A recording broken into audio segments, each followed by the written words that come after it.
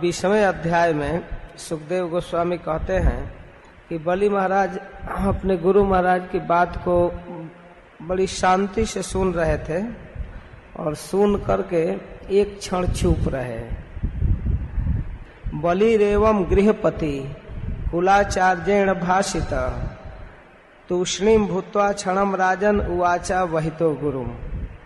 कुल गुरु शुक्राचार्य जी ने जब इस प्रकार कहा तो गृहपति आदर्श गृहस्थ बलि उनकी बात सुनकर तूष्णीम भूत्वा क्षणम राजन, हे राजन, हे परीक्षित, क्षण भर के लिए चुप हो गए, सुनते रहे। इसके बाद अपने गुरु महाराज से उवाच बोलने लगे। बलिरुवाच सत्यम भगवता प्रोक्तम धर्मोयम गृहमेधिनाम अर्थम कामम जशोवृत्तिम जो न बाधित करहिचित। हे भगवान, सत्यम भगवता प्रोक्तम। तो शुक्राचार्य जी को बलि महाराज भगवता कह रहे हैं। भगवान, आपका कहना सत्य है, आप जो भी कहे सत्य है। गृहस्थ आश्रम में रहने वाले के लिए यही धर्म है। धर्मोयम गृहमेधिनाम, जिसकी बुद्धि घर गृहस्थी में फंसी है उसके लिए यही धर्म है जो आप उपदेश कर रहे हैं। क्या धर्म है कि जिससे अर्थम कामम जशो वृत्तिम जो न बाधित कर ही चित, जिस उपाय से धन अर्थ काम जस और जीविका में किसी प्रकार की कमी न रहे, आजीविका में कभी बाधा न पड़े, वही कर्तव्य, वही धर्म है। लेकिन सवाल यह है कि मैं गृहमेधी नहीं हूँ। जो उपदेश आप कर रहे हैं वो तो गृहमेधियों के लिए उचित है, लेकिन हम वैसा गृहमेधी नहीं है। स चाहम वित्त लोभे न प्रत्याचक्षे कथम द्विजम प्रतिश्रुत्य ददामिति प्रहलादी कितो जथा। हे गुरुदेव, मैं प्रहलाद का पौत्र हूँ, आपका शिष्य हूँ बहु आप कह देंगे वही मान लूंगा, ऐसी बात नहीं है। आप गुरु हैं, ठीक है, आपकी बात गृहमेधियों के लिए उचित है। मैं प्रहलाद का शिष्य हूँ, प्रहलादी हूँ। एक बार प्रतिज्ञा कर लिया, सोच लिया कि देना है, तो धन के लोभ से ठग की भांति मैं ऐसा नहीं कह सकता कि नहीं दूंगा, ऐसा नहीं कर सकता। कृतवो जथा, जैसे कृतव ठग, चीटिंग करने वाले ठग लोग नहीं दे पाते हैं, वैसा मैं नहीं कह दूंगा धन के लोभ में। पृथ्वी ने कहा है, बलि महाराज कह रहे हैं, न ह्य सत्यात् परो धर्मम इति होवाच भूरियम। ऐसी बात भूरी पृथ्वी ने कहा है, प्रसिद्ध बात है कि असत्य से बढ़कर कोई अधर्म नहीं है। सर्वम जोढ़मलम मन्ने रीते लिकम परम नरम। और पृथ्वी देवी कहती है कि मैं सब कुछ ढोने में समर्थ हूँ। सर्वम जोढ़मलम मन्ने रीते लिकम परम नरम, सब कुछ ढो सकती हूँ। हिमालय का भार, बड़ा बड़ा बिल्डिंग मकान जो शहरों में बनाया जाता है पृथ्वी पर ही है ना, सह लेती है। पहाड़ का वजन सह लेती है, नदियों का पानी, समुद्र का जल सब सह लेती है, लेकिन झूठे मनुष्य का भार नहीं सह सकती हूँ।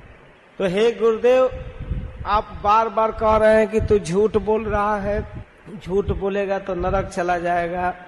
नाहम बिमे निरयान, मैं नरक से नहीं डरता हूँ, नरक से नहीं डरता हूँ, दरिद्रता से नहीं डरता हूँ, दुख के समुद्र से नहीं डरता हूँ। एक दो दुख नहीं, कितना हो दुख हो, मैं उससे नहीं डरता हूँ। और न अपने स्थान से च्युत होने से डरता हूँ, स्वर्ग के राज सिंहासन छोड़ना पड़ेगा। डरता हूँ तो ब्राह्मण को धोखा देने से, मैं ऐसा नहीं कर सकता, ऐसा नहीं कर सकता हूँ। कुछ भी हो, शरीर छूटने के बाद धन संपत्ति पद पोजीशन मान प्रतिष्ठा जस सब छूटने वाला है, और इसके लोभ में पड़कर हम ब्राह्मण को धोखा दे, ऐसा नहीं हो सकता है।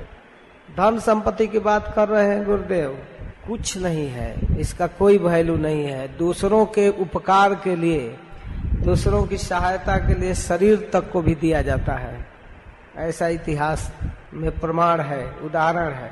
श्रेयः कुर्वन्ति भूतानां साधवो दुस्तेजा शुभि दध्यं शिवि प्रभृतय को विकल्पो धरादिषु।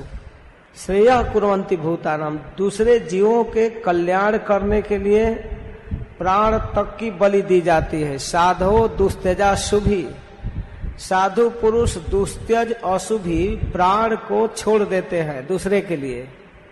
ऐसा कहीं हुआ है? हाँ है ना। दध्यं शिवि प्रभृतया, दधीची ऋषि ने देवताओं के लिए अपना शरीर दे दिया, प्राण दे दिया। और शिवी महाराज भी अपने प्राण देने के लिए तैयार हो गए। हालांकि दे नहीं पाए, उनका परीक्षा लिया गया देवताओं के द्वारा। लेकिन को विकल्पो धरा देसु, ये धरती आदि का क्या विकल्प है, क्या सवाल है? इसको छोड़ने में क्या दिक्कत है? जब प्राण त्यागा जा सकता है तो फिर शरीर में क्या रखा है? शरीर छोड़ा जा सकता है तो इस पृथ्वी में क्या रखा है? धरा दिशु माने धरती, घर, मकान, पद, पोजीशन, इसमें क्या रखा है? इसको छोड़ने में हम कुछ भी संकोच नहीं करते हैं, हम दे देंगे। इस पृथ्वी का बहुत बड़े बड़े लोगों ने उपभोग किया। ऐरियम बुझे ब्रह्मन दैतेन्द्र निवर्ति भी, बहुत बड़े बड़े लोग पृथ्वी को हमारा हमारा हमारा हमारा कह कर रखे, लेकिन आज वो नहीं है, ये छूटेगा। इसलिए शास्त्रों का कहना है कि अगर सुलभा युद्ध विप्र से यह निवृत्ता तनुस्त्यज न तथा तीर्थ आयाता सधया ये धनत्यज। कह रहे हैं कि ऐसे लोग संसार में बहुत है जो युद्ध में पीठ न दिखाकर सामने लड़कर मर जाते हैं। ऐसे लोग बहुत हैं। कह रहे हैं कि प्राण त्यागना कठिन है। ऊपर के श्लोकों में कह रहे हैं कि दुस्त्यज प्राण को भी लोग दूसरे के लिए दे देते हैं, दूसरे के हित करने के लिए दे देते हैं, यद्यपि वो दुर्लभ है, त्यागना बड़ा कठिन है। फिर आगे कहते हैं कि शरीर भी दे देते हैं, शरीर का भी त्याग हो जाता है। परंतु ऐसे लोग दुर्लभ हैं जो सतपात्र के उपस्थित होने पर श्रद्धा और प्रेम से दान देते हैं। शरीर त्याग देंगे लेकिन पैसा नहीं निकालते हैं सतपात्र के को प्राप्त करके। ऐसे तो बहुत ऐसे देखा जाता है कि देश के रक्षक जो सैनिक हैं वे बलिदान हो जाते हैं। जहाँ देखो वहीं, यहाँ इतने बलिदान हो गए, यहाँ सीमा पर मारे गए और मर जाते हैं, शरीर छोड़ देते हैं।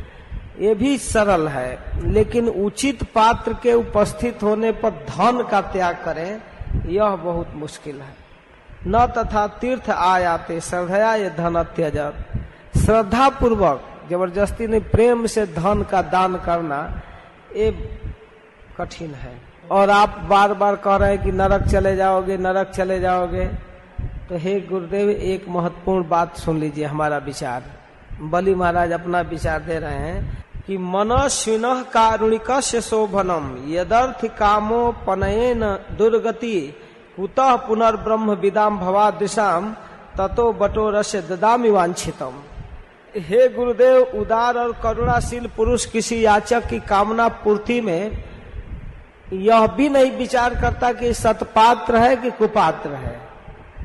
अगर गलत व्यक्ति को देने से उसको दुर्गति जाना पड़े तो उसमें भी उसकी शोभा है। यदर्थ कामो पनयेन दुर्गति, उसकी कामना की पूर्ति के लिए दुर्गति भी भोगना पड़े फिर भी ठीक है। और जहां मेरा सवाल है तो मैं किसी अपात्र को नहीं दे रहा हूं। कुतः पुनः ब्रह्म विदाम भवादृशाम, अगर ब्रह्म वेता पुरुषों को, आप जैसे महात्माओं को, भवादृशम कर रहे हैं, आप जैसे मनस्वी ब्रह्म तत्ववेता किसी साधु ब्राह्मण को देने का अवसर मिल जाए तो फिर क्या कहना है। और यह ब्राह्मण कुपात्र नहीं है कि मैं नरक जाऊंगा। आप जैसे ब्रह्म तत्ववेता कोई योग्य ब्राह्मण सतपात्र उपस्थित हो और हम दान देने से मुकर जाए, ऐसा हो नहीं सकता। और ततो बटोर से ददामि वांछितम, इसलिए गुरुदेव इस बटु ब्राह्मण के इच्छा के अनुसार दूंगा। धन रहे या सारा धन चला जाए, नरक में चला जाऊं, लेकिन दूंगा। और फिर दूसरी बात, और जहां तक आपने बताया कि ये साक्षात विष्णु है, ऐसा नहीं हो सकता। यदि ये वरदानी विष्णु है तो निश्चित अपने इच्छा के अनुसार लेकर मानेंगे। ये मांगने चले और दे नहीं पाएगा कोई, ऐसा संभव है क्या? जिसकी प्रसन्नता के लिए हम यज्ञ कर रहे हैं, वही यज्ञ पुरुष यहाँ मांगने के लिए उपस्थित हुआ है और हम ना कह देंगे? आप कहते हैं ये साक्षात विष्णु और मैं इनको दान दूंगा। निश्चित रूप से यदि भगवान है तो और खुशी से दूंगा। आप जैसा ब्राह्मण को देने में क्या हिचक, और भगवान है तो क्या हिचक, इनको तो निश्चित रूप से दूंगा। फिर कह रहे हैं कि नहीं दे पाऊंगा, 3 डेग नहीं दूंगा तो दंड देंगे, पूरा नहीं हो पाएगा तो दंड देंगे। तो निश्चित रूप से इस दंड को भी आसानी से भोग लूंगा। अगर मैं इनको नहीं दूंगा तो ये हमको दंडित करेंगे, बांधेंगे। यद्यप्य साधो धर्मेण माम बंधी याद अनागसम, अगर मैं देने के लिए तैयार हूँ, निरपराधी हूँ, देना चाहता हूँ, फिर भी बांध लेंगे, तब भी मैं इनका अनिष्ट नहीं चाहूंगा।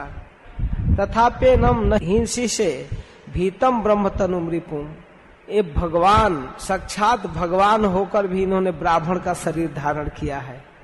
भीतम, मुझसे डर कर, भिखमंगा बने हैं, युद्ध करने के लिए नहीं आए हैं, भिक्षुक बने हैं। इसलिए ये सब उत्तम श्लोको न जिहाससी यद जस, भगवान है जो चाहते हैं वो प्राप्त करके रहेंगे, अपना जस नहीं खोएंगे, अपना जस पूरा करेंगे।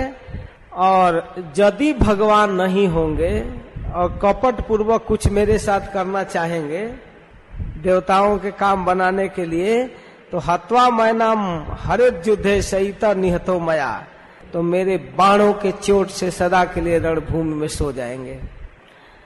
तो इस प्रकार शुक्राचार्य जी सुन रहे हैं कि बड़ा लंबा चौड़ा भाषण दे रहा है, ये तो बात मानने वाला नहीं है, सीधा नकार रहा है कि मैं आपकी बात नहीं मानूंगा। इनडायरेक्टली कह दिए कि मैं आपका शिष्य नहीं हूँ, मैं प्रहलाद का शिष्य हूँ। शुक्राचार्य देख लिए कि शिष्य मेरे प्रति अश्रद्धा कर लिया है, मेरी आज्ञा का उल्लंघन कर रहा है, यति सत्य संध है, मनस्वी है, शाप के जोग नहीं है। कहते हैं एवं अश्रद्धितम शिष्यम अनादेश करम गुरुम, यद्यपि